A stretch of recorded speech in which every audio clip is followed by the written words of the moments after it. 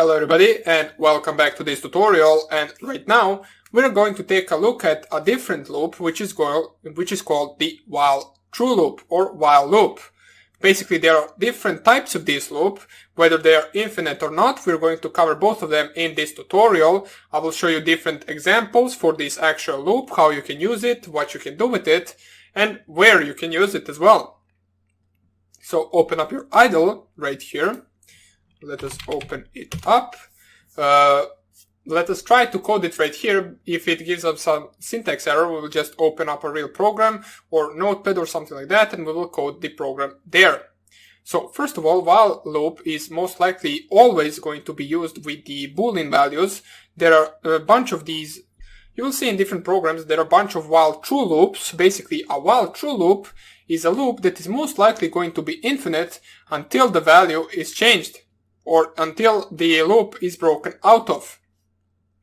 Now what I mean by that is basically if you type while true, so while true, let me just show you, and add two dots, and you just type here print hello. Let's imagine what this will actually do. So while true, and true is always true, you can't change true to be equal to false, it will print hello. If I press here enter, you can see it will print hello string forever, which we don't really want. So let us control C this. As you can see, if you control C, it will print out keyboard interrupt, which we actually want to do. If you didn't do this, this would run forever. So same as that, you can just type here something like while true, and then or let's do it something like this. So I will be equal, let me find equal, okay, I will be equal to 0. So we set a variable I to have a value of 0.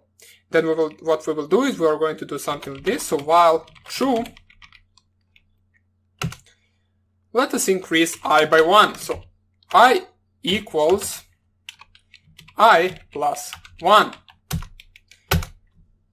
You can see nothing is really happening, there is nothing being printed out, but we are also not getting these 3 arrows prompted back to us. That is why this is an actual while true loop, and it will perform this forever until we actually perform a keyboard interrupt to this while true loop. It will increase the I, which we set to be equal to 0, for 1 every iteration. So what it does, it goes to this line, it performs this line, it sees that there is not another line in the actual loop, it goes to the beginning, it performs this line again, and it does that forever. So if I control C this and just type here print underscore I, you can see that the I now has a value of something around, I believe, 36 millions, or even more, 364 millions, if I can count the digits well enough. Probably can, but doesn't even matter. So you can see the usage of a while true loop. Now I will show you in the next tutorials how you can actually escape a while true loop, even though it is infinite, without actually closing the program itself. So there is an actual statement or word that we can use that will help us do that. But for now on, let us check out what else we can do with the while loop. So it doesn't have to be a while true loop, it can also be while false loop. But then if you just type here something like this, while false, I equals to 0, and you just press here enter, you will see that nothing will get executed, because while false is always false and it will not execute this loop. Therefore this actual loop has no meaning at all. So now that we checked out the while loop with the Boolean values, let us check out the while loop with normal values. So we're going to set our I variable back to 0. So it doesn't have this huge value to it. We will set it to be equal to 0. And what we are going to do is while I is greater or lesser than 100, for example. So let's do it like that. Then add the 2 dots. Let's see what we can actually do here. So we can just type it. We can just do something like this. So print I, or let me just add a single quote. So I is still smaller than 100. And then we can add two spaces and add the actual string of the I to the actual statement right here and close another bracket because we opened double brackets. We also need to close double brackets. And also, if I just run this, this will also become an infinite loop because we are not increasing I anywhere. If I just simply run this, it will print this statement forever. What we want to do, so it doesn't do that, we want to increase I by 10. So let's just do equal I plus 10. Oops. And if I run this, you can see it finishes relatively fast. It says I is still smaller than 100, and then it prints I right next to it. So we can see that I was smaller than 100 up to the 90. Then in the next iteration, what this did is it checked out, or let me just go from the beginning. So first of all, I was 0. This then loop checked whether I is smaller than 100. It found out that I indeed is smaller than 100, and then it proceeded to execute the code in the while loop.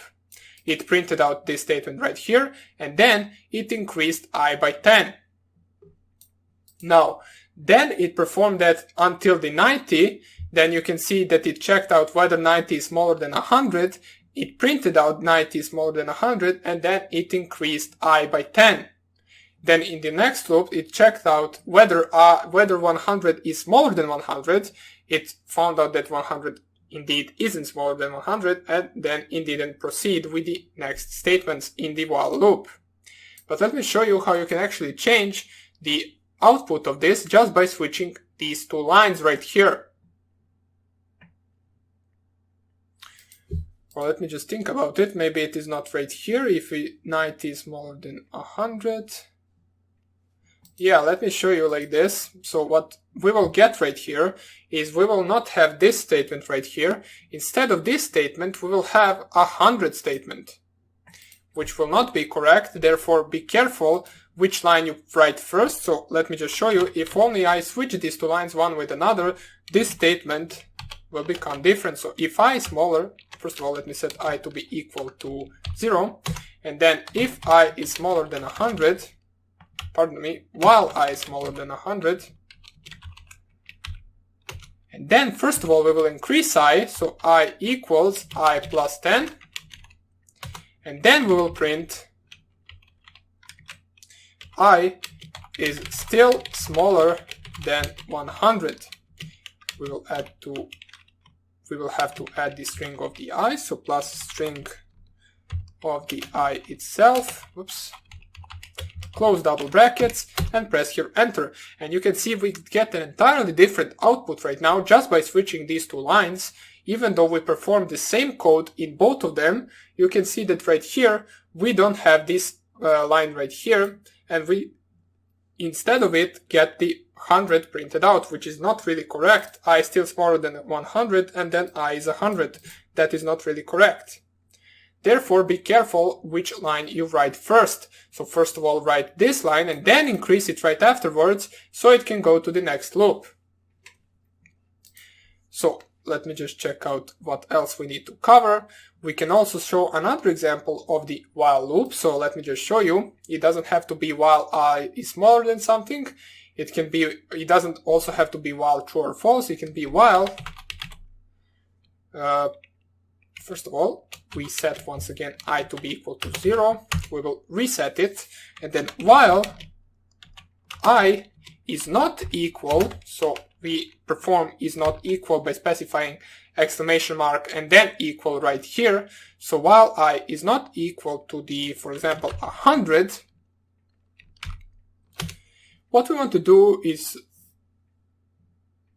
basically, let's do something like this. So I equals input, so we will prompt the user to input a number, enter any number.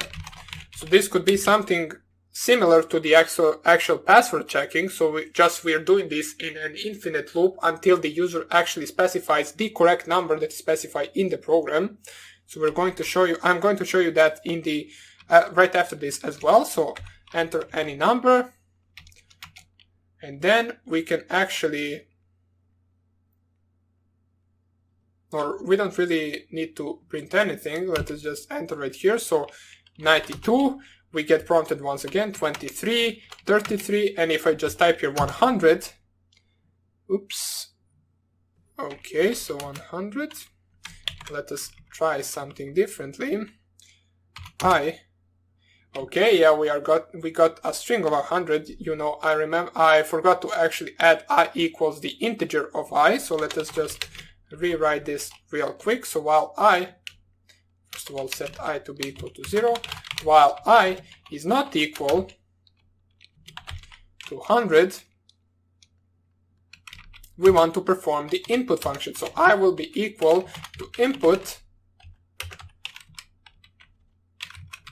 enter any number. Simple as that. Then we want to make I to be equal integer of I.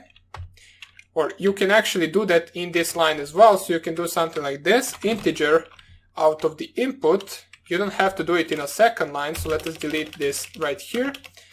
Now, since you're firstly encountering with something like this, what this will do is it will perform the function inside first, so it will prompt us to input this, then it will turn it to integer and store it in I. So let us see how this will work.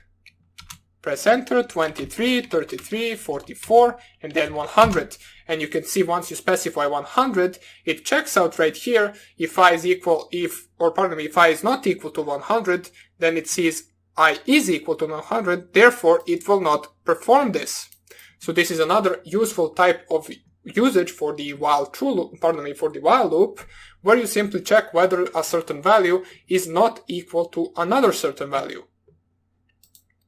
Now let's see how we can actually write this for the password. So password will be equal to, for example, let's use something else. So right here we can use hello world. So that is our password, our standard good old hello world string. So right now we want to enter a while true loop, or not a while true. So while, well, let me just double check this first of all. Okay, so we can do something like this, while inputted underscore password is not equal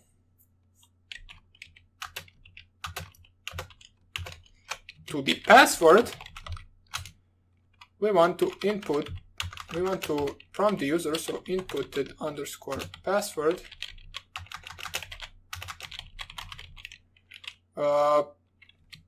equals input enter password. So let me just try right here. Input password is not defined. Yeah, I thought so. Let me just go right here. Inputted underscore password equals, or let's think about this. Maybe we can actually approach it with a different principle, also using the if-else statement. Let me just think about it. Yeah, okay, let me first of all try it like this. Enter password, simple as that. And then I enter the actual while true loop. So let me just do it like this. So hello will be our password, and right now while inputted underscore password is not equal to password, inputted underscore password will be equal to another input. I'm just checking something out, whether this will work or not really sure. We'll have to figure it out. Inputted password is not defined. Yeah, because we actually called it input password, not inputted password. So let me just fix that real quick. So input password is not equal to password. Input underscore password equals input. I'm really curious whether this will work. We are going to have to check it out. Okay, so enter password. We are right here getting prompted to enter the password. Let's add 1, 2, 3. hello, and then just world, password, and if we just specify the correct password, which is hello world, I believe, we get exited out of this program, which means we specified the password correctly. So that is good. So basically that is all we actually have about the while loop. Of course, we are going to use it and abuse it later on, of course, in the actual real programs that we are going to code. For now, this is just some of the basics. So I hope you enjoyed this tutorial, and I hope I will see you in the next one. Bye.